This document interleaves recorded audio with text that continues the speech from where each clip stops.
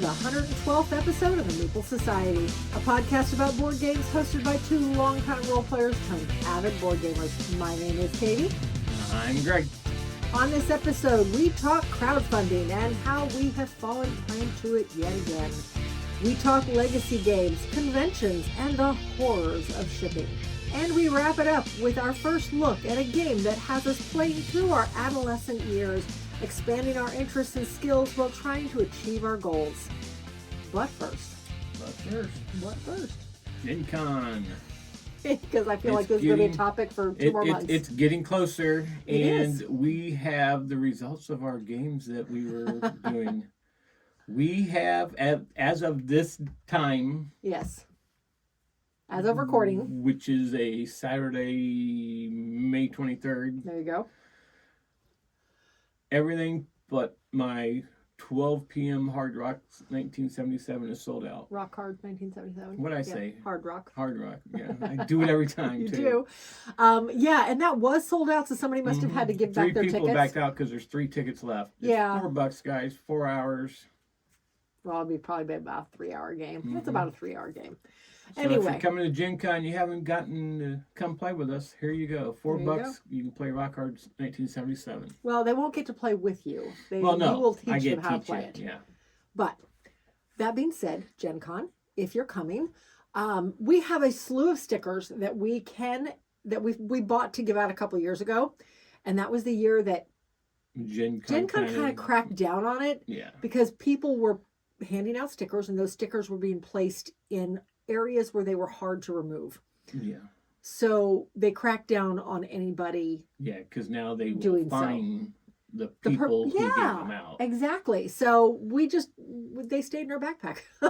So, but if you want a sticker and you find us, by all means, come approach us and we will happily give you a sticker. We will sit down and play a game if we have time, if you have time. So yeah, looking forward to meeting people. Yep. And thanks for selling out all but one of my games.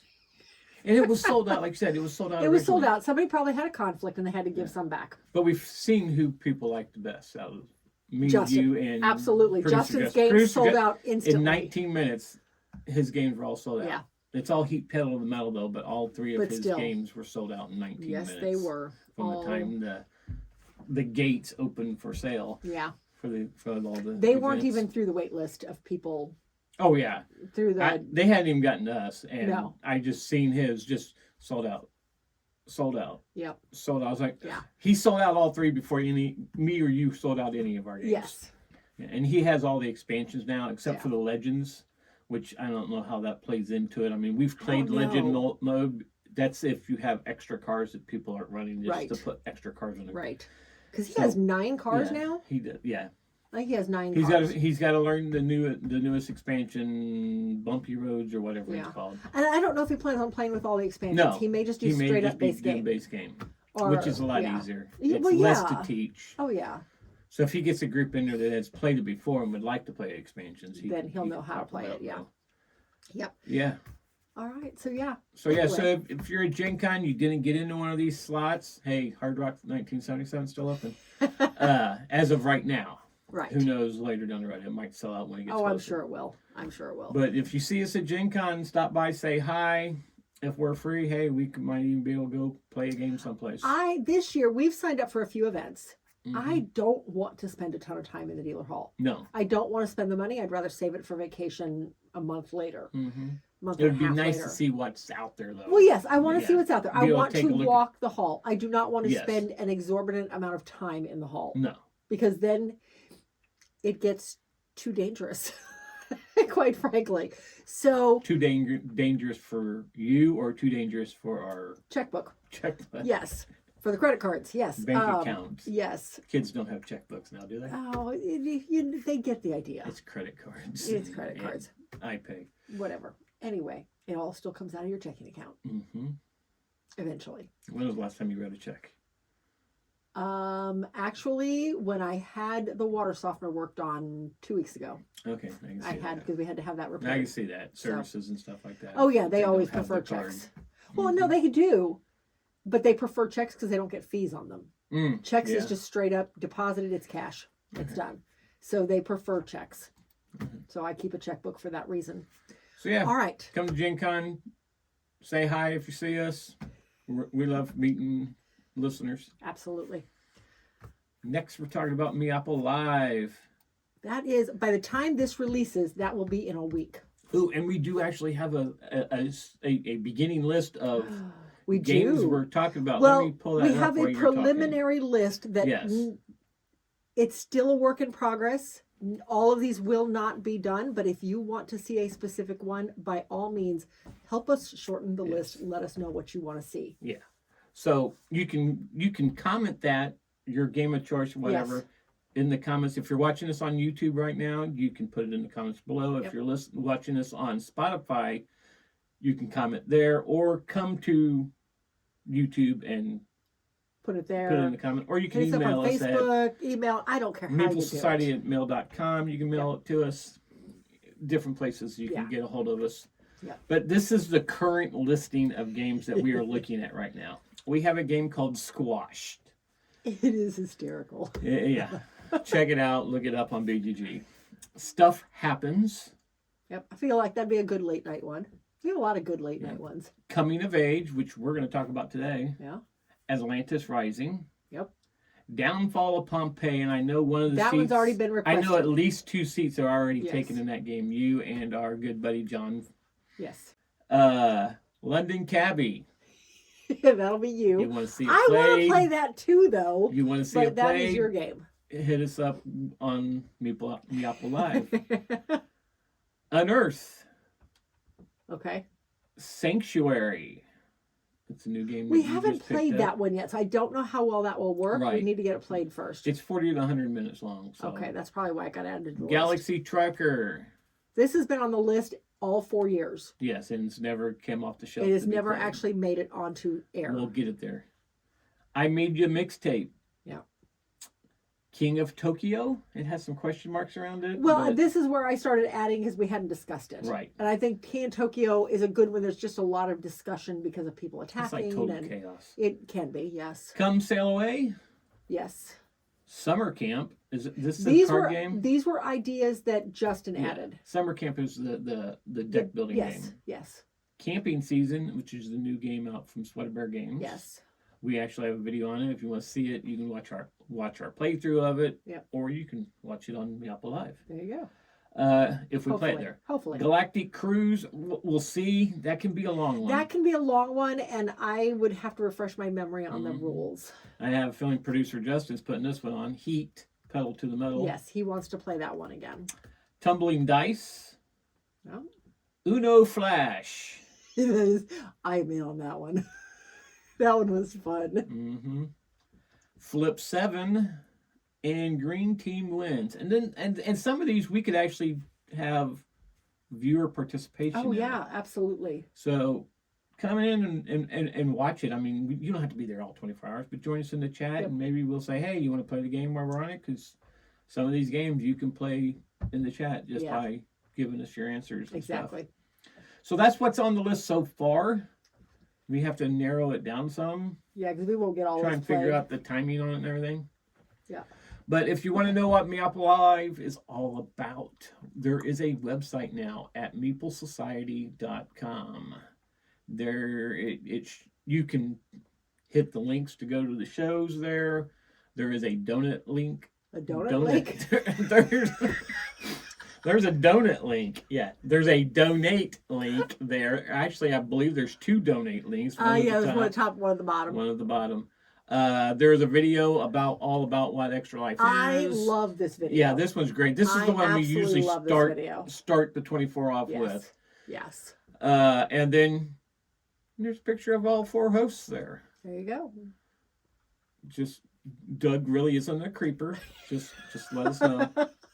The picture is kind of... Doug is special. Doug, he's a great guy. Yes. I don't see how Mary puts up with him sometimes, but Doug's a great guy. Anyway, but yeah, go to meeplesociety.com and you can learn all about Meeople Live. Yeah. So we're going to do something we haven't done in a while. We're going to talk about crowdfunding. Yes, the crowdfunding bug has bit us again. Oh my gosh. Well, and we'll start with the fact one arrived today. Mm-hmm. It did not. Yeah, the rest of it predated that. So we did get Earth, Animal Kingdom in today. It's only, I don't know how late. It's late. But it's okay. It's here finally. So I'm excited to play with this one. Now, I am teaching Earth twice at Gen Con. I have not learned this. And I did say we'd play with Abundance because I have Abundance. I know Abundance. Mm-hmm. Okay, fine. I'm going to try and learn the rules to this too. And if all players want to play with this expansion too, I will certainly add it in. If it doesn't add much to the time, which it just says 45 to 90 minutes, so still plenty of time.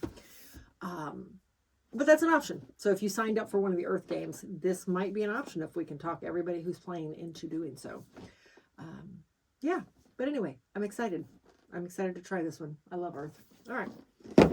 Okay, so the first one on the list is that you backed is The Legacy of Mars. And I hemmed about this one for a bit. This one will already be finished by the time this podcast Correct. drops. It's only got a couple days left.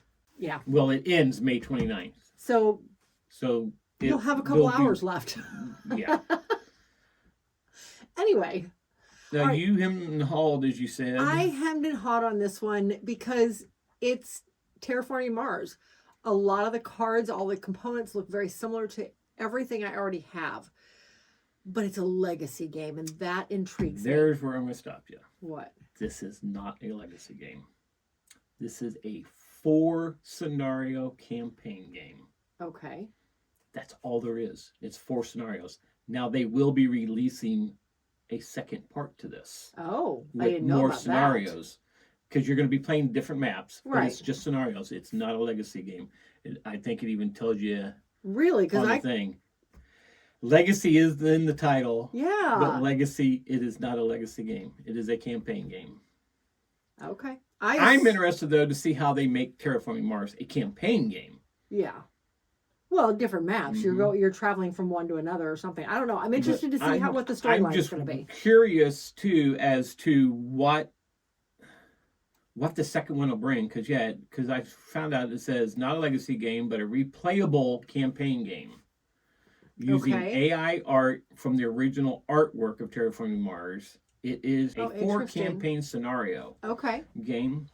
All right. So, but all the new artwork in this is AI, but they have taken the artwork from the original one and put it into an AI generator.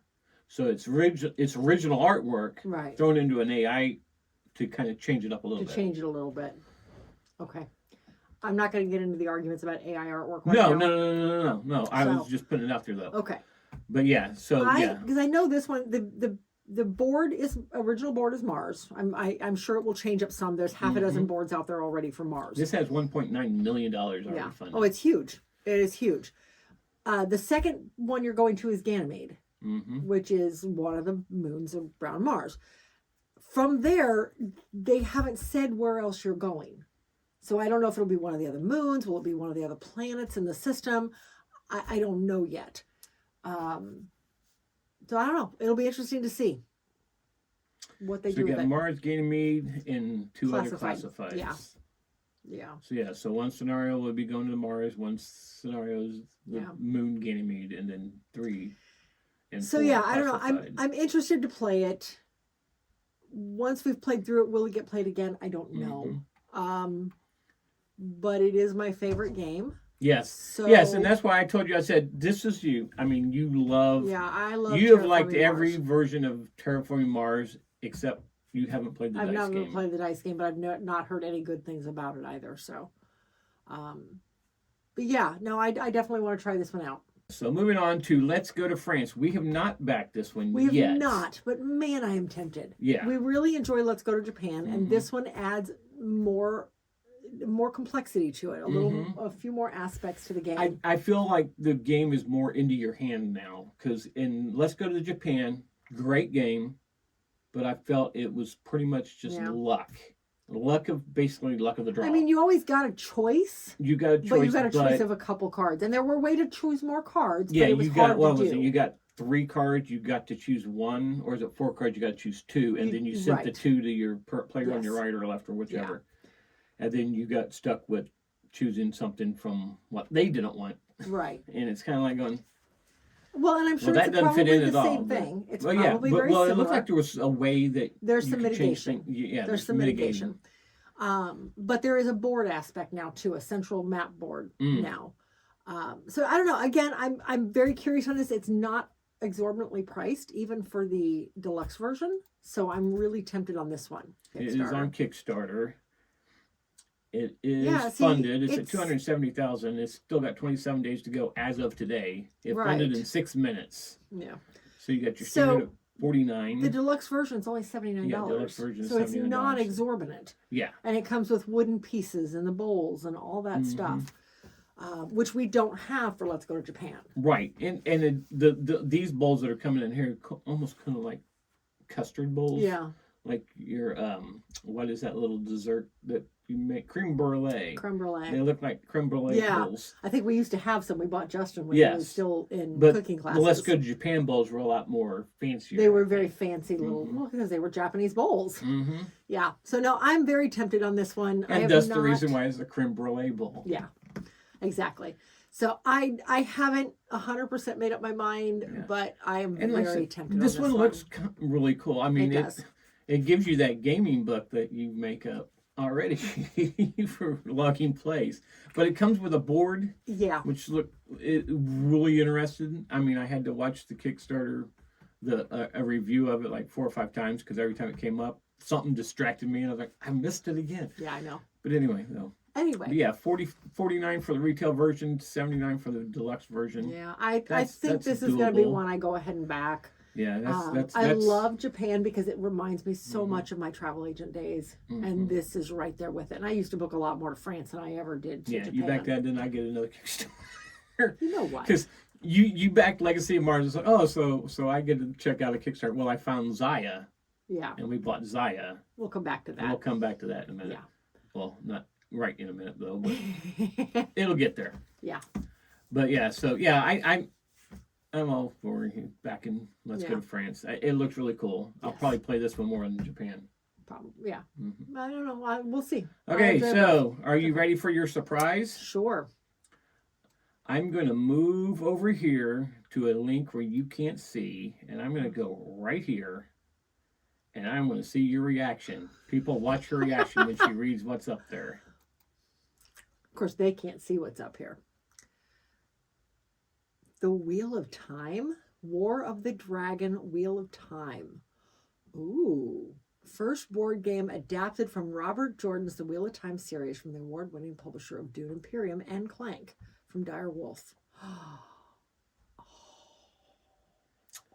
Yep. What is this? Is it just a card game? No.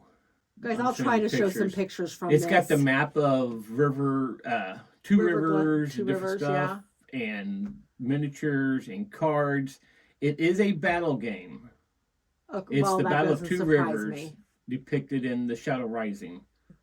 Combines tableau building, action selection, and area control mechanics. In the thrilling struggle to conquest and survival. So it's basically, I think, if I'm not mistaken, if I read it right, it's a 2-player game. Oh, okay.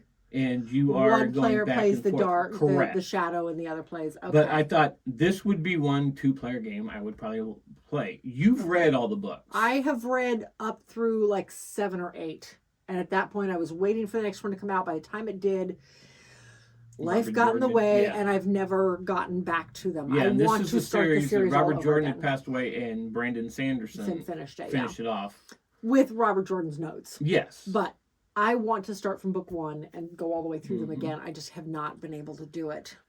Yes, 2-player game. Okay. Oh, holy crap! Go back up. 120 to 480 minutes. Wow. So this would maybe kind of like a War of the Rings. This is 2 to 8 hours. Yes. I think we would have a blast playing this game. Oh my gosh. This looks like fun. So Robert Jordan's fantasy masterpiece comes to your table with the first ever board game based on the Wheel of Time series. War of the Dragon, the Wheel of Time chronicles the epic conflict between forces of light and darkness as players wage war across the land of magic, ancient prophecies, and powerful armies set to save the world or destroy it. The game combines tableau building, action selection, and area control mechanics in a thrilling struggle to conquest and survival. Interesting. Okay, well, so, I will try to show some pictures of what we were just all talking about. I'll have to go through and take some screenshots. Yeah. Wow. Area majority, influence, set collecting, turn order, claim action, variable player powers. It says launching soon. The game's not due out till next year. Yeah. So, but yes, this really looks good. You, like I said, you've read the series. I started book 1 when I was on a plane heading to Scotland. Oh, that was a long time ago. But, yeah, a very long time ago. Yeah. But I'm the type of reader, the book has to keep me involved throughout. And there's some very dry areas in there, yeah. It was like after the battle when the Trollhogs came into the town. Yeah, the Trollocs, yeah. And it got slow, and I never picked it back up. Yeah. But we did watch the Amazon series until it got canceled, and I was really starting to enjoy that. Oh, I know, I was too. I was very upset when they canceled. I know it was not true to the books 100%, but at least it gave you an idea. It kept with the feel. And that one kept me. I was like, there's supposed to be an animated series is now in production that is supposed to be more true to the series. So we'll see. Animated person. I know. I'm an animated person anymore. I would be willing to give this one a chance, kind of like I would be willing to give the Firefly one a chance. Oh, the series, so we'll see what happens. So if you're a Wheel of Time fan, check this out. Look for it. It's on Kickstarter, launching soon. It doesn't give us an actual date, though. Nope. Interesting. So this is where we do mechanics and talk about different mechanics in games. Here lately, some of the games in that. And we've just talked about some games we got to play recently. There was a couple games that we have played, but we can save that. Yeah. But I have changed it up here. We have we're starting a new thing. It's just not going to be on every show, every podcast. It'll just be when we have something to talk about. Okay. This time we have a surplus. And we're calling it Society Meeting, a place for discussion topics. Now, this is something that you guys can participate in, too. If you have a topic you would like us to discuss, put it in the comments. Contact us some way with what you think we ought to talk about. Okay. So the first thing up is Legacy Games.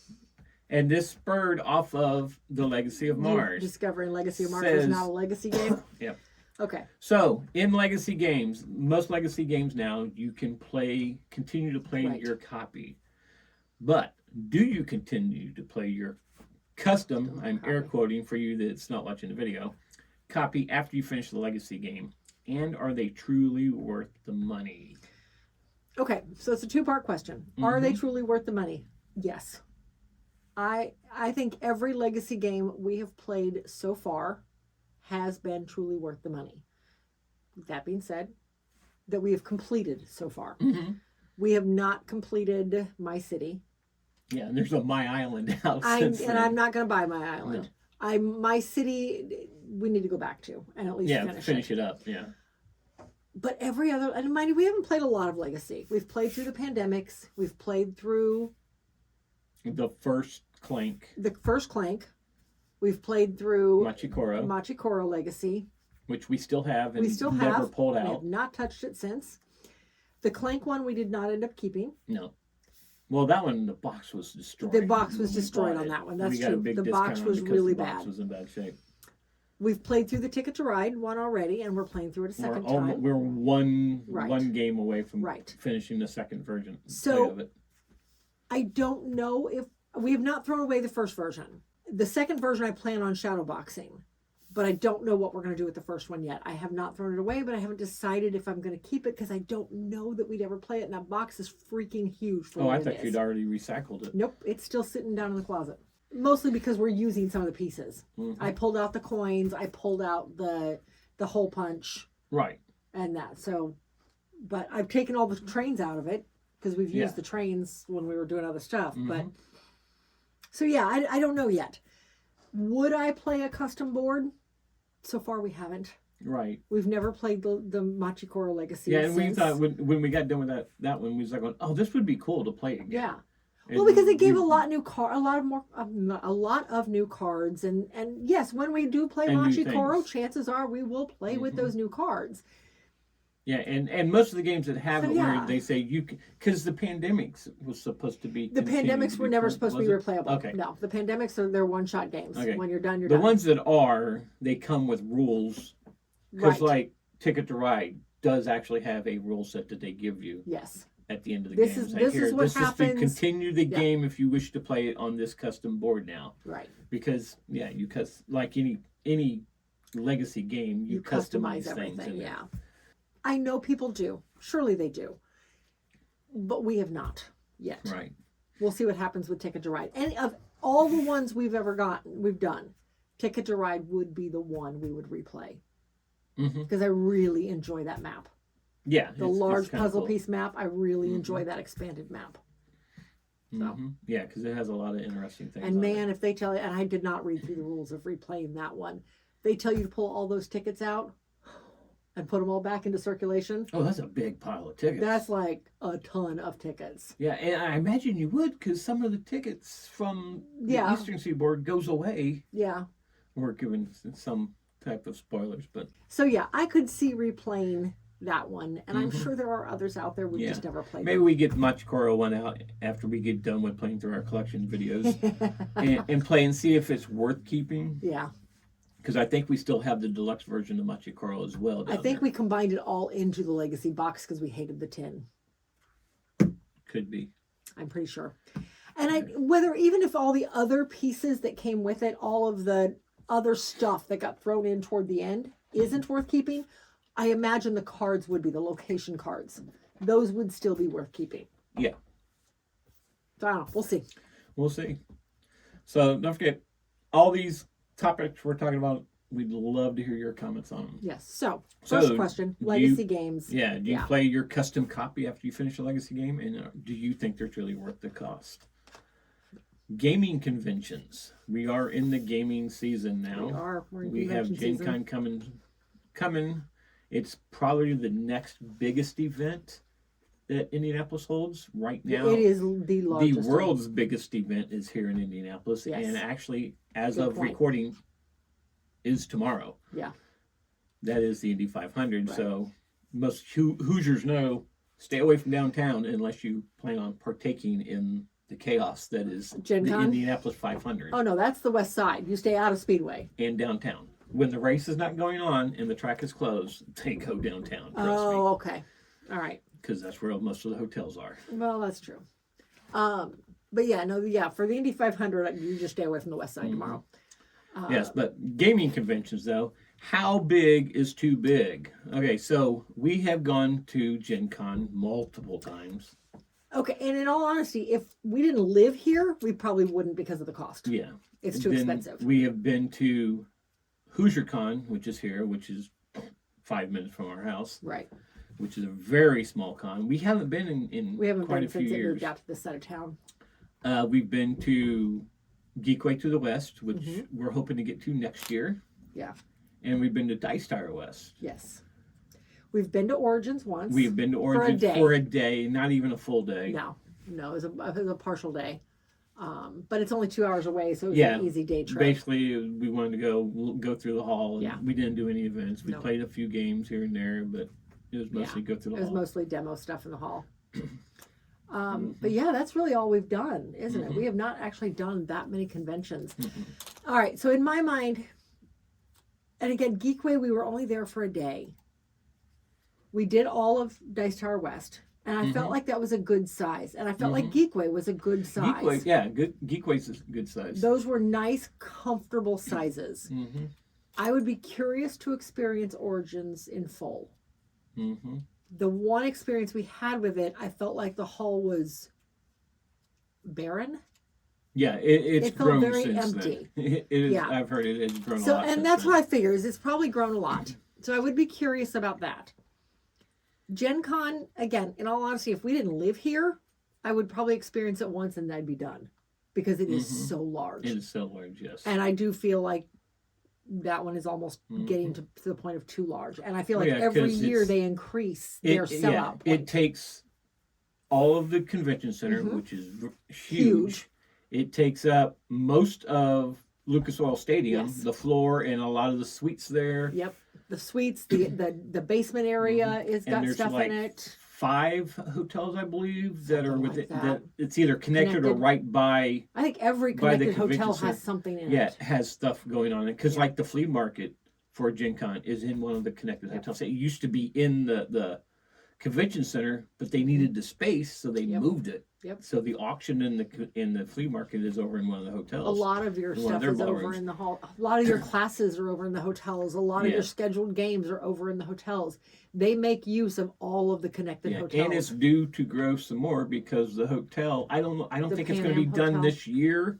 I don't know. They didn't look like they were going to be adding 700 more rooms, but a 500-seat ballroom to it that Gen Con already plans to use. So, yeah. Which they'd be silly not to. Well, yeah. I think that's part of the reason they built it. I think so too. And it's supposed to be, and it is going to be connected to the convention center. So it's right across the street. Yep. If you've ever been to Indy, that opened area right across the street behind the one building directly across the street is now a hotel. Yeah.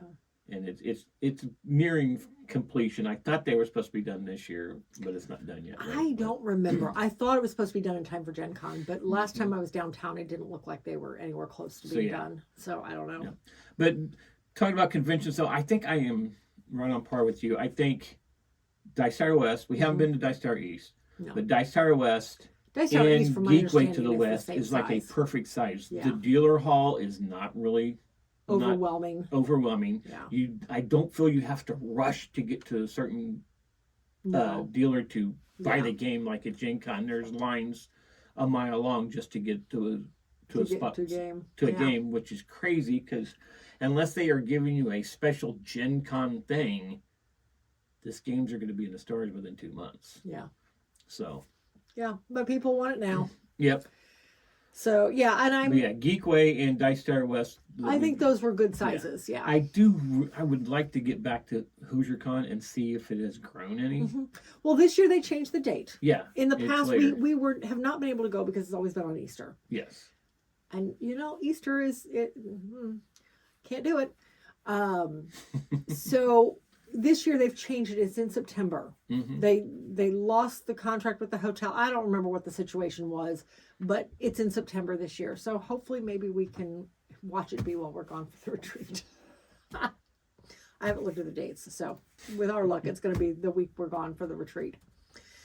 Anyway, I would like to go back and see exactly how it is and support our local group because that is a local group. And they do a lot of charitable work, which is nice. September 5th. Actually, no, we are not gone because the retreat changed dates this year. Actually, September 4th, 5th, and 6th. Yeah, I don't think, I was going to say, let me check my calendar. Oh, wait, it's on my phone. And there's actually a cost period now. It used to be, if you wanted the swag, you paid $20 and you got in. Now it's like $10 to $25 which is per fair. person. They have to be able to pay for the area. Oh yeah. Oh no, I agree. I was just surprised first time we went that it was free. It was free. Children under 16 years of age or younger are free. That's pretty nice. So yeah. I would like to go and at least check it out this year and see how it's changed. So yeah, Dice Tower West and Geekway to the West, I think is the perfect size convention. Now that being said, I would like to check out some of the BGG cons, see how they compare. PAX Unplugged. There's so many conventions I would like to someday get to. Right. Unfortunately, time and money are not always on our side. Yeah. So, but I think with Dice Tower West and Geekway to the West, they're more focused on gaming. Yes. Playing games. And shopping is not the primary focus. Gen Con, you have to reserve a spot at the game library. Yeah. To pay for, and you only get like a couple hours, 4 hours, I think. It's like a 4-hour block. Something. And it's like you get maybe one good game. maybe 2 games in, and that's it. If you already know how to play this one, them. they have a library, and you don't pay. You check it out. You check it out, and you've got it for the rest of the time. And then they have that whole play and win. Yeah. If you play specific games, you can play to win the game. Yeah. And I did like the thing I really, really liked about Geekway is they had that app where Yes. you go on it and see people are looking for players for this game. We actually got into a few games that way, Yeah. which was kind of nice. Yeah, and ended up finding out one of the people that we got into the game with was one of the people that we see all the time at the Dice Tower Retreat. Yeah. Yep. So it's great. Last one we're going to talk about. This is when we said we bought Zaya, and we talk about it later. This is shipping games, a gamer's nightmare. Yes. So, and the question here would be, do you buy games secondhand? And if you do you buy where they have to be shipped, or do you only buy local? Or do you sell games secondhand? And again, do you offer shipping? We normally buy local. We normally will buy local, I think very this was rarely. Probably one of the first times, and except for a Board Game Geek, I've bought a couple things off of Board Game Geek. Yes. But one of them ended up being local. Yes. The other one was not. But this was the first time I actually bought something off of Marketplace. So yes, this is the first time you've bought off Marketplace, or I've never bought off Marketplace and had it shipped. And this person had a 5-star review. Yeah, 5-star rating. 5-star rating. He's not getting a 5-star from us. No. Let's just put it that way. Okay, so I do sell on Marketplace a lot. And when I offer shipping, and I do for board games, I ship, every time I put up a post, I ship anywhere from 5 to 10 packages out for that post. And when I pack the games up, I make sure they're secure. If the stuff inside the box is rattling around, I stuff paper in there to keep it from moving so nothing gets damaged in shipping. I pad the boxes so there is not a free inch in that box. And I make sure of that. And then I tape it up. I tape all the seams up so that rain doesn't get in, so that nothing can get into the box either. And then I tape the label down. And you completely tape the label down where it's completely covered. Yes, I completely cover the label. I send pictures of, if they ask for pictures of packing, I send it for packing. I always send them a picture of the label so they can verify I typed in their address correctly, and I send them before I ship it, because then I can still change it if I have to. And I send them a copy of the tracking number the minute I buy the label on Pirate Ship. Maybe I go overboard. I don't know. That's how I've always done it. And people seem to appreciate that. Okay, so we bought Zaya. I get the impression this was a younger gentleman. I don't know. I just got that impression. Name names. We know who it was. We're not going to name names because I don't even know the kid's first name. Yeah. Well, again, it sounds like a younger gentleman to me. Possibly. I don't know. We don't know how old he is. Okay, so we bought Zaya. This was the Kickstarter version of it, so it came with all the expansions. Right, came with all the expansions. In a 3D he stated it would be set UPS overnight. We bought it on a Saturday. Okay, fine. The next day is Sunday. It's going to be Monday before he can get it to UPS. Great. Monday we have we still have no tracking number. We paid for it Saturday, no tracking number. Red flags are going off, let me tell you. Yes, because scam entered your head right like that. Yes, especially when by the end of the night he had not sent us a tracking number still. So, and we asked about it, and I'll get that for you as soon as I get it bought. You're doing Pirate Ship, you should already have it bought. We go to Monday, still no tracking number. Oh yeah, I'm gonna get that to UPS tomorrow. We go to Tuesday, still no tracking number. Finally Wednesday, he sends you a tracking number and gets it off to UPS. Okay, great. He sent it USPS Express. I don't know if you know USPS Express. No, it's UPS. Nope, UPS, I'm sorry. UPS Express Saver. UPS Express Saver starts its journey with UPS. You drop it at UPS. UPS hands it off to the local post office. And the post office finishes the delivery by bringing it to our door. But UPS brought it to our door. Thank God. Okay, so we weren't supposed to get it till next Tuesday. We got it Friday. And I suspect that is because of the condition, because of the sound of the box. I suspect UPS said, oh no, get this to its delivery point before anything else falls out of it. You're showing pictures now, right? I'm showing pictures now. Yes. Okay. So I brought it in from the porch. It arrived. It's Zaya. It's a box this big, right? Okay. This thick. About the size of a, like on Mars or something. It's about that size. It's about the size of a Lucera, a little bit different dimension. Okay. So the box it came in And I made note of the sizing, but it literally had the size printed on it. I could have fit a bedroom suite of linens in it.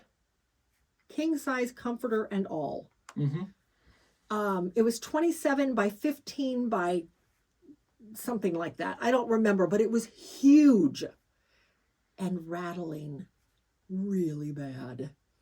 So I got it onto the kitchen counter and noticed there were cards and components peeking out of the side, out of the bottom. There were things falling out of it on my kitchen counter. So I immediately went out to the porch and I looked, and sure enough, there's a token on the ground on the porch. I walked all the way down the driveway and looked. I couldn't find anything else. I looked where the UPS truck had parked. There was nothing there. If I had caught the UPS guy before he drove away, I'd have asked to look in his truck. Unfortunately, I did not. So he was long gone by the time I got out there, because I had no idea this is what was happening.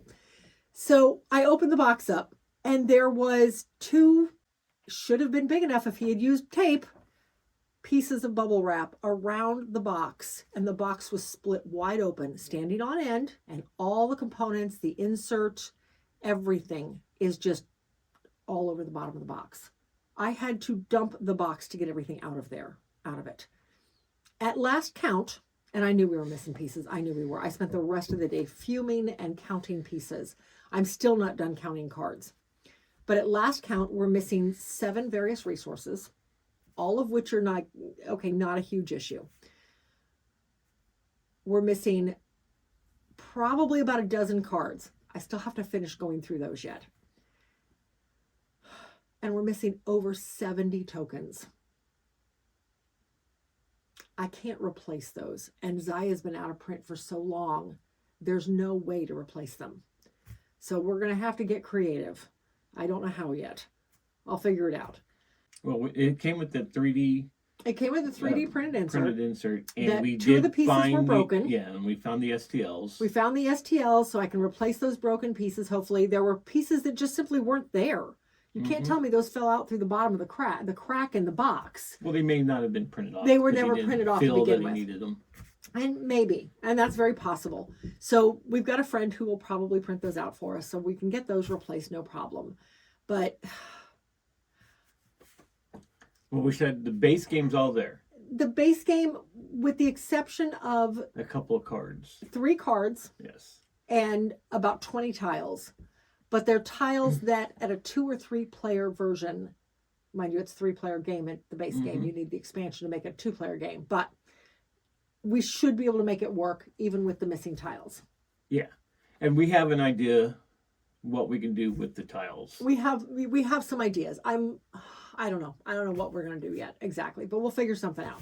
We have somebody giving us the pictures of the cards that we had a gentleman from BGI, from our local board game group, basically scan in the 3 cards we were missing from the base game. He scanned those in to me. I've just got to print them off and make them look good and put them into sleeves. So that'll solve that problem, but it doesn't solve my 20 missing overlay tiles, my 20 missing polyomino tiles that are missing. And then the expansion box is missing all sorts of stuff. And it's very disappointing. I mean, we paid a lot of money for this. And then he hems and haws and takes 5 days to ship it out when he told us it was going to be overnight shipping. And then blames UPS for, quote unquote, turning the box over instead of blaming himself or accepting responsibility for the fact he wrapped a piece of bubble wrap around this delicate box and threw it into a box literally 10 times too big. You could have fit 10 copies of this with padding into this box. And I think what he did too, on top of that, he didn't even lay it into the bottom of the box. He laid the box down and slid it in. That's the only way that the box could have arrived, opened up like a V in a well, form. like he was saying that too. They must have flipped it and stuff. I was like, well, yeah, it's shipping. They're gonna. Well, flip number it in one, there. you put it in the box wrong. You put it in the box sideways. So yeah, of course, the first thing they're going to do is flip that box up to put it onto the truck the way the writing appears it should go. Yeah. I'm so disappointed. I'm not angry anymore. I'm just disappointed now. Because now, instead of having this great game we can experience right away, I have to spend the next month trying to track down pieces or create pieces for a game that doesn't exist anymore, that you can't find anymore. Luckily, we have a friends. Game that has missing pieces, let us know. Right? Luckily, we have friends who have it, so the cards will be easy to replace. I'm just going to have to get creative and use card sleeves. And we'll get creative and figure out the tiles. The tiles, yeah, I'm going to have to figure out something. They're never going to be perfect. No, but hopefully they're not we be perfect, can get something. But it'll be functional at least. We'll be able to enjoy the game. I don't plan on selling the game. But... Well, we couldn't now anyway because we're missing too many pieces. If we got everything back. Yeah. If he's able to come up with a way to create replace things, yes. Yeah. Because, luckily all the ships are there. All the stands are there. Mm-hmm. Yeah. Anyway. So, on that note, let us know if you've had any shipping nightmares. Yeah. I'm still flabbergasted that and I'm going to say kid, because again, I don't know that the kid won't take responsibility for it, that he insists he packed it correctly. I'll show you some pictures. I'm sure by now I already have. As I say, I'm sure you've already shown pictures. Yes. Oh my gosh. Yeah. Okay. Right. Enough of that. Let's move on.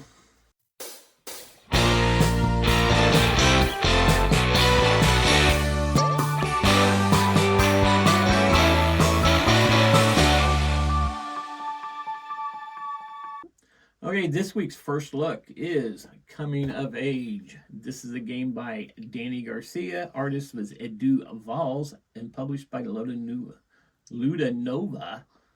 And it's a 1 to 4 player game, 40 to 80 minutes, ages 14 and up.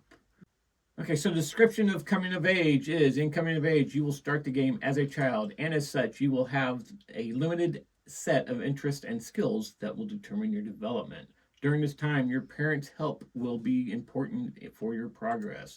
As the years go by, you will grow and acquire new interests, gain more independence, and with it, access to other experiences that will allow you to achieve your own goals. In this journey through adolescence, you will form memories, shape different traits of your personality, make friends, fall in love, and try to manage frustrations with goals of realizing yourself as a person by fulfilling your dreams and ambitions. Using a dice management mechanism, you will visit different locations in the city, acquire experiences that will modulate various aspects of your personality, reflected on your personal board, with the goals of achieving the different life goals you will acquire during the game. So that's the description from BGG, and it's also the description from the publisher that they usually post. So in Coming of Age, they come with this really cool turn summary, and I'm going to teach you how to play this game. We'll see how well this happens. The best part of this is we're going to see if Katy can be quiet and not butt in. Fine. So in Coming of Age, you are starting at, I believe, the age of 10. Mm-hmm. You're going to play 9 years of your life. So on your turn, you roll a dice. Now, these dice range from a 4-sided dice to a 10-sided dice. Mm-hmm. In the first year, you have one single 4-sided dice. After you roll your dice, you will place your dice on that numbered space of the 4 spots that are currently open. Your home, the school, the pizza place, and the arcade. You'll put your dice there. Now you can choose, are you going to that spot, or do you want to go to another spot? If you pay a frustration, which will now go onto your board, if you want to move, you can pay 1 frustration to go to one of the adjacent spaces. Or you can pay 2 and go to anywhere on the board you want that is currently open. Right. After that, there is a spot on the bottom and shows you on your tracks, your traits, you're going to move your slider one way or the other and pick up that reward. Some of these have traits that you don't have yet, so you do nothing with that trait, but you do all the others that you can. After that, the bus will now start driving down the road. There is a bus stop in front of each spot. When it comes to a spot where there is a dice or a token, and I'll tell you about the token in a minute, you can do the bus route, the bus stop action, or you can interact with a person that is on your spot, basically becoming friends with them. Also, while you're there, if you have a dice there, you can now interact with the top part of that spot. Up at the top part of the spot, you can select the dream up there. To do the dream, you have to have a certain token of what's up there, or you have 4 willpower tokens on some of them. The first 4 locations will take willpower tokens, and these are little fists tokens that you get throughout the game. If you pay your tokens, you get your dream. On the dream gives you rewards. You take those rewards. Some of it's moving tracks, some of it's receiving just different stuff. And you also get a memory token, which looks like a little cassette, and it'll be either a yellow, red, or purple. These tokens allow you to move back and forth, or you can recenter your token on your trait. These cassette tapes are actually a collection, a set collecting thing of one of your in-game goals. On a lot of them, you're going to start with 4 different goals that you can work with. So you also start with a trait tile that we will get to in just a minute. So once you've done your actions on the board, you claim your memory card bonuses. You can also, instead of doing a memory bonus, basically claiming a dream, you can put presents at the location you're at. And what presents does, you could be at another place, but you're still going to be able to do something in that spot as the bus goes by. Or you can play a family card. Family cards give you extra bonuses to do different stuff as well. Gives you certain rewards, lets you move up tracks, gives you more willpower tokens, or give you certain motivation tokens, just different stuff like that you're going to use throughout the game. At the end of the year, you'll take your 4-sider back. This is on the first round. You'll take your 4-sider back. You will replace any of the dream cards or memory cards. You'll put the bus back at the beginning. You'll shift the bus tiles because each location has a bus tile that moves. So you take the one at the far right and you put it at the end and you move them all down. So they are constantly shifting, so different things happen at different locations. You will open up, if it's your last dice, and on the first round you only have the 1 dice, you will now open up 2 new locations. So at the beginning of the second round, you will now take 2 6-sided dice and you're going to roll those. So you'll have your 2 dice, you roll them, you put them at the locations of the numbers that you rolled. You're going to choose one of those dice that you're going to keep. The other one will come off the board, and you put an interest token at the building where it was originally located at. And now you're back to choosing again. Do I want to go to this location, or do I want to go to a different location? So if you do want to go to a different location, then you'll get your frustration tokens and put them on your board. But that is basically how you play the game. We'll go over some more of the stuff that we're going to use some props to show you exactly the way it is. But that's kind of the basic gaming of coming of age. You just continue on. You have 1 4-sider, you have 2 6-siders, you have 3 8-siders, and 3 10-siders. Right. So, and each dice played is a year. Right. In your life. Yes. So on the board, when you are on the bus stops, especially, some of the bus stops show a person, which means it's a friend. If you don't have that friend, you'll be able to take the tile, the disc, and put it up here at the top. You're going to get a point. You've now just started to become a friend. You got to explain the board. This is your head. Thank you. I mean, how do you go into this? This is the back of your head. Oh, look, it's a little hair clip. It determines your color as well. Yeah. Because your color pieces are actually this color. Oh, okay. Anyway, so on the front of your face, this is your friend com. When you become a friend, you go here, you get a victory point for it. They call them something different in here, but it's a victory point. You need victory points to win a game. Yeah, right. When you go and at another time, if you're able to talk with that friend again, they call it something else. You are able to move them down the track. You just pick which spot you want to go in, and you gain that reward. When you come down here, this means your relationship with that person is going to get intimate, and you have to have certain spots to go to. Over here, you have your tracks for your traits, and a little slide area where all your stuff, where you pick things up.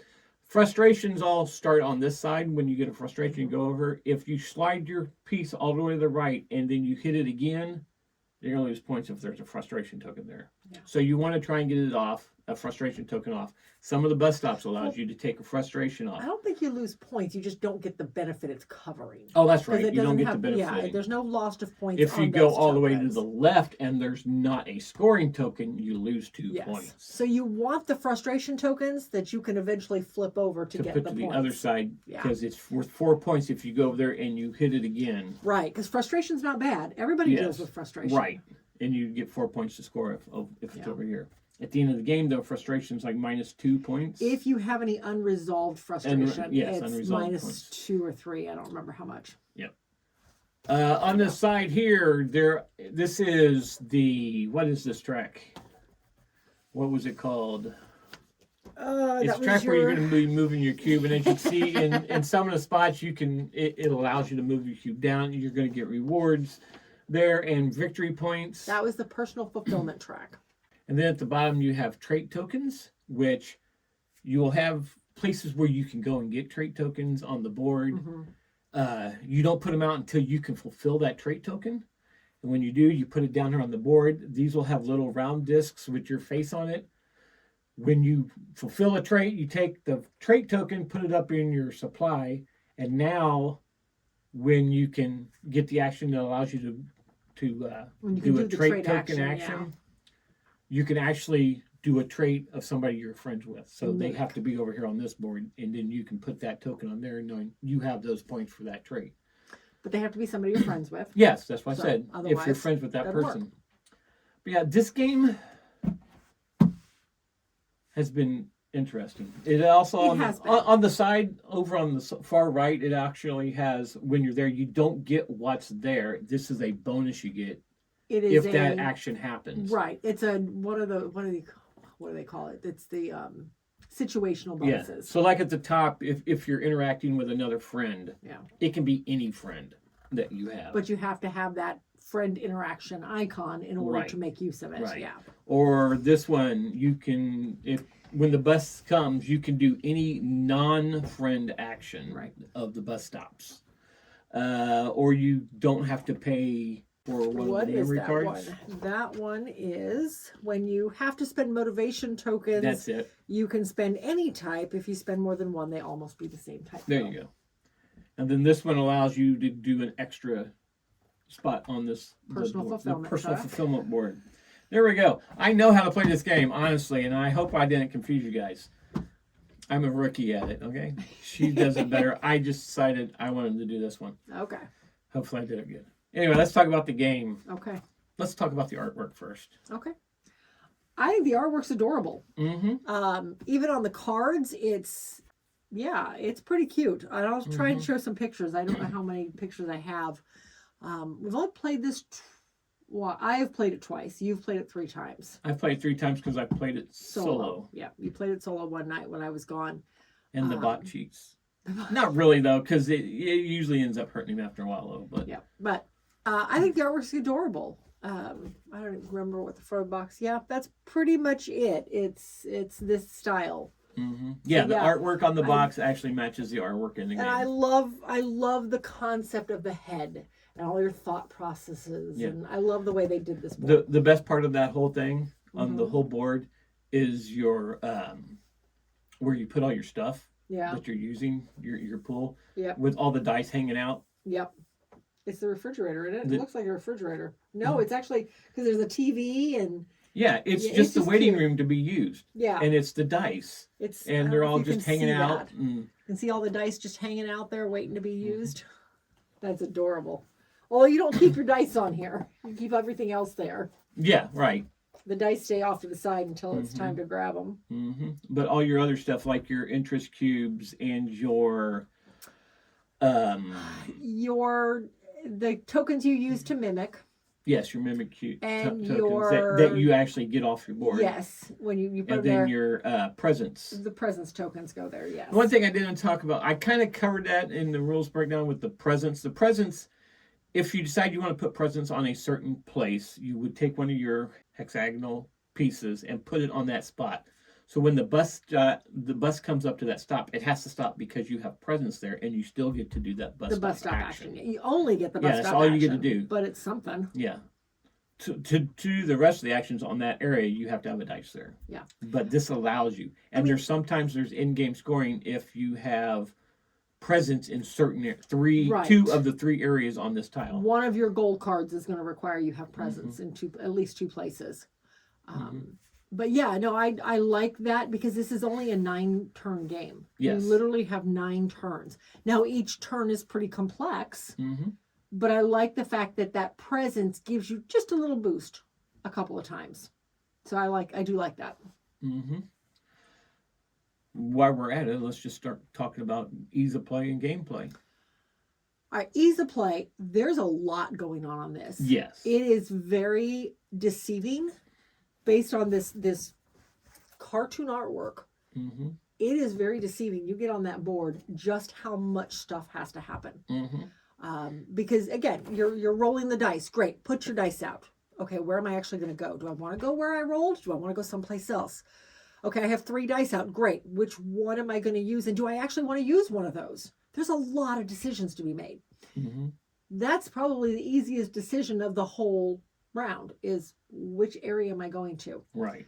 Because after that, now you have to, you've got to catch. If you put your dice where you already have an interest token, you get to do something. Yes. And then take the interest token off. Well, if you go to put your dice where the interest token is at, you get to move down your you get to do down the board. Thing. And then you have the option of using your little cassette tape tokens. And then you do the actions on the bottom. Okay, great. That's all done. Now the bus starts moving and it stops. At every place there's an presence token or a dice. Yes, it stops. So you've got to stop and watch. Okay, I only have a presence token there. I only get to do the bus stop. Okay, great. But wait, my piece is all the way over here to the edge. I can choose any bus stop. Do I really want this bus stop? Which bus stop do I want? More decisions to be made. And then you get to the spot where your actual dice is at. And I'm like, okay, now I got to do the bus stop. And I get to do the top piece. And the memory card is 3 pieces. Yeah. You can either put more presents there.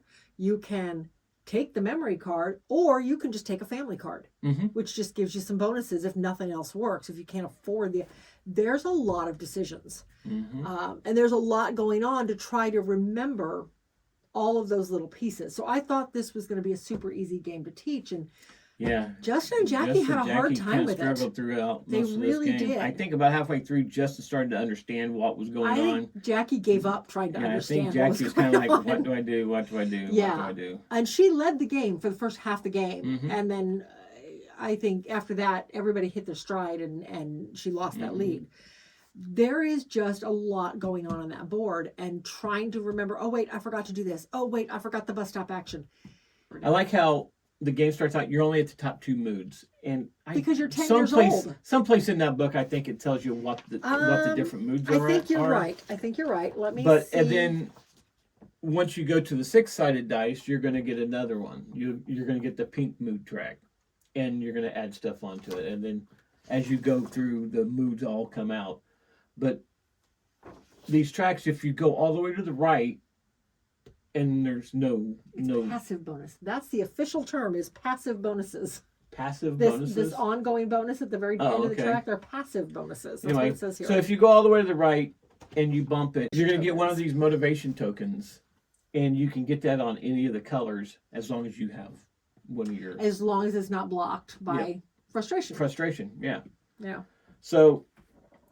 Like I said, there is so much going on. Well, so many ways to score points. Right, and one of the things I like is the game opens up the older you get. You start at 10 years old, you have access to 4 areas. You have access to home, school, the pizza place, and the arcade, and that's your whole world. You only start off with these first 2 because it is bored and having fun. So your activity level up here, and then brilliant and mediocre. Your education level is here. How much interest you have in education. Are you brilliant? Are you mediocre at school? Are you having fun? Or are you bored? That's it. Round 2 comes around, and now you have 2 more locations open, and I couldn't tell you what they are. I'll show pictures of the board, but. On the bottom, are you physically fit, or are you a couch potato? Basically, yes, sedentary or physically active. That takes you through 11 and 12. And then you get to age 13 and 14 and 15. And now all of a sudden you open up, are you popular at work or not work, at school, or are you anonymous? Are you one of those people that just shies away from everybody? You keep to yourself? Mm-hmm. Or are you super popular?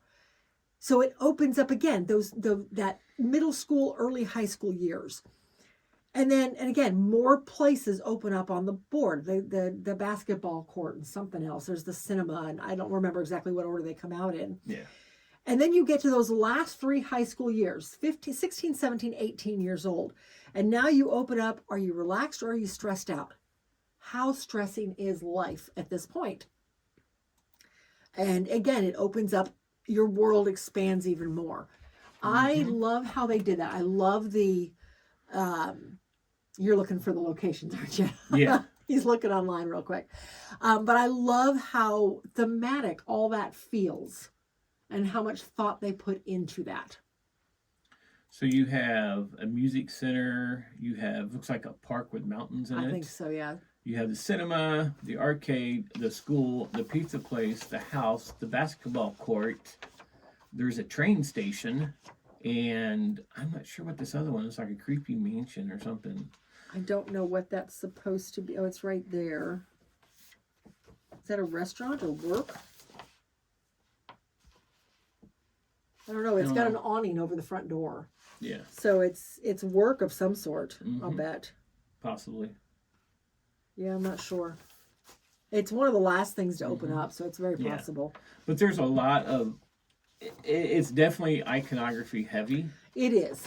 It is very iconography heavy. But once you learn the icons and everything, you kind of know what it does. Because even on the board, it helps you know what dice you're getting and what comes out. Because like on here, if you start off, you got the 4-sided dice there. You've got these 2. Oh, I didn't notice that. Yeah, that's a good idea. Is that what you said? Those are moods, yes. And then when the 6-sided dice come out, you're going to get this one. 8-sided dice gets this one. And then when 10-sided comes out, you get your last one. Yeah. So I think they did a really good job on it. I really do. They put this together. Now, replayability. All right, so everything changes out. Half of the upper action is, half of the main action on each location is that card. The cards are all changed. That being said, the artwork is repeated, but I don't think all the cards are identical. No. I think even though the artwork is the same, what it requires is different. Up on the artwork, on the rewards. So those are always going to change up. The bus stop is constantly changing. I think there is some replayability here. I don't know if it is enough changes to have it come back to the table a dozen times. I don't know. We'll find out. I was hoping it was not going to be as difficult to comprehend all of the things going on as it was. I would be curious to see if we played it again, if it would click faster. I don't know. But well, it kind of clicked with me on the third play because I had just played this solo the night before we tried teaching Justin and Jackie this. To me, I mean, the game went smooth. I mean, the solo game, you have another player, a dummy player, which we call Dirk, but it calls it like Bob the Bot or something like that. So he only gets like 3 mimic tokens, so he's only going to have 3 cards down there. Potential traits, yeah. Yeah, potential traits. And it's not one, when he has a trait come up, if he can do the trait action, he doesn't have to fulfill it. It automatically comes out on his boards and he gets the points for it. That's cheating. Also, when he goes down that personal growth chart or whatever it is, that side one that you're moving personal the brown fulfillment chart, he only moves to the victory points. Again, that's cheating. The friend one, he only moves through the victory points and he doesn't need to have the relationship icon to move down the other ones. So that's why I was saying he cheats so bad. He doesn't have to worry about frustration and getting that fulfilled. It's just, he's basically there to get points to kind of help you. Now, if he can take a card, if he has the motivation token, he will take that card. Okay.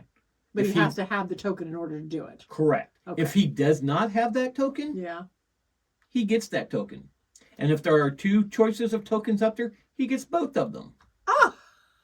Yeah. So now when you're playing solo, you got to watch where you're going. You want to go someplace where he doesn't have that. So I mean, it made it interesting. It was a lot of fun playing it solo, but Okay. yeah. So that's why when I told you, I said he's cheating because he was like 20 points ahead of me at one point, but I had a bunch in scoring. He doesn't have any in game scoring. So he doesn't get the gold cards. Yeah, he doesn't get those 4 gold cards at the beginning of the game, and that's another thing that changes up for replayability. There's a bunch of different there's a handful of A's, B's, C's, and D's, and you get one of each. Yes, it's not a set. Player 1 gets these. Player 2 in the gets solo these. game though, you don't get an A. I think you get 2 B's, a C, and a D. Oh, interesting. Okay. So it changes it just a little bit, but yeah. Okay. Game components. We'll talk about game components here, and then we'll go to final thoughts. I mean, game components are good. Everything is wood. Well, I shouldn't say that. There's a lot of cardboard in here too. Mm-hmm. Your pieces are all wood. All of the player pieces are wood. The dice are nice, clear dice. The only cardboard in here really is all of the motivation tokens and the little cassette tapes. Mm-hmm.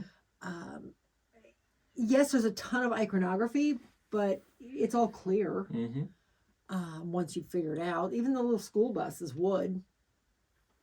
I like that the fact that the track that the bus stop tokens slide up and down is inset. Yes. So they don't slide all over the place. They go down inside this inset track and just slide along. And that's the one thing when we played these games, even when I was playing solo, I would forget to move that track. Yes, every time we play You're supposed to move it at the end of each turn. Even when you're setting up, you need to move it. Even your boards are dual layered, which is nice.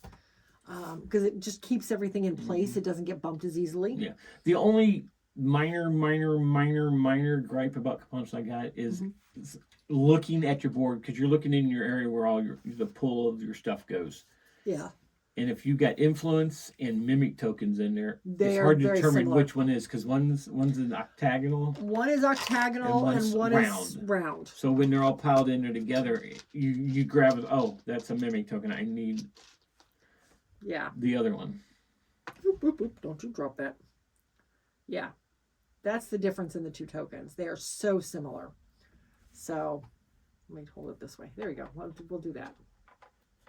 Except that this I'm one sure we keeps can show a rolling away. picture of them. Yeah, there you go. So yeah, they're very similar. I mean, they're different. Don't get me wrong. They're different sizes, but yeah. When they're all piled together, because they have the same face on it, and so you're kind of like, which one? Oh, okay, yeah.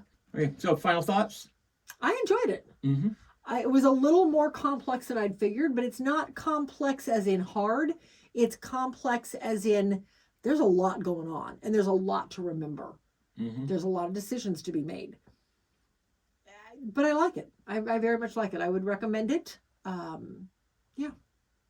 Yeah, this was probably my most anticipated game of 2026, as you can. Yeah. I was as soon as I heard about this, I was constantly looking. When is it coming to sell? When is it for sale? Oh, it'll be out by this time, and then it wasn't out by that time. It's like, when is it supposed to be coming? When is it supposed to be coming? And then I seen some people playing it at Dice Tower West in pictures, and I'm like, he was driving me crazy with it. So on our birthday, when we go up to Hitherto and we each purchase a game for our birthdays, I found it sitting on the floor. I walked right by it and didn't even see it. And she goes, "Oh, look!" And I looked like, oh. And I picked it up. Of course, I had to get it. So yeah. So he had his game within 20 feet into the store. It took me another hour to find mine because I didn't know what I wanted. Yeah. But I'm glad I got it. And I actually like the complexity of this game. Yeah. I was hoping it wasn't just going to be an easy game. This is supposed to be kind of a follow-up for Danny Garcia from Pursuit of Happiness. Okay. It's pretty much the same artwork. No, we have not played Pursuit of Happiness. No. And I was hoping it was not going to be anything like Parenthood. Right. I was hoping it'd be a completely different game, which it was. And I do like the complexity of this game. Oh, yeah, I like the complexity. I do like it. I'm going to think twice about who it's good for, because I thought for sure Justin and Jackie would love it, and they were both kind of, Well, Justin said that if they could take it home and play it and slow it down and figure out what every turn is, instead of kind of being the pressure. It's like, oh God, it's my turn. What do I do now? Yeah. What am I supposed to do? What am I allowed to do? And play it that way. They would probably enjoy this. Yes, I think they would too. Mm-hmm. Yeah, I would definitely recommend this game. If you get a chance to play it or buy it. I really like the game. Yeah. This is probably going to be pretty high on my top 100 when we get to it. hopefully end of the year. Mm-hmm. So that is coming of age. So this is going to do it for episode 112. If you like the episode or any of our content and haven't subscribed to the podcast, please do so by going to iTunes, Apple Podcasts, Spotify, or wherever you get your podcasts. And while you're there, give us a rating and comments. This is how others find the show. You can also show your support to the show by becoming a Patreon member. Just go to patreon.com/The Meeople Society. Also, if you want to donate to Extra Life and the Children's Miracle Network, go to www.meeoplesociety.com, and there you'll find links to donate to the cause. But in the meantime, if you want to follow us on social media just to keep up with us and see what we're doing, just follow the links in the show notes. There you'll find links for Facebook, Instagram, X, TikTok, YouTube, Threads, Discord, Blue Sky, and our merch shop. Or you can contact us directly at meeoplesociety@mail.com. Thanks for listening, and we'll see you at the next one.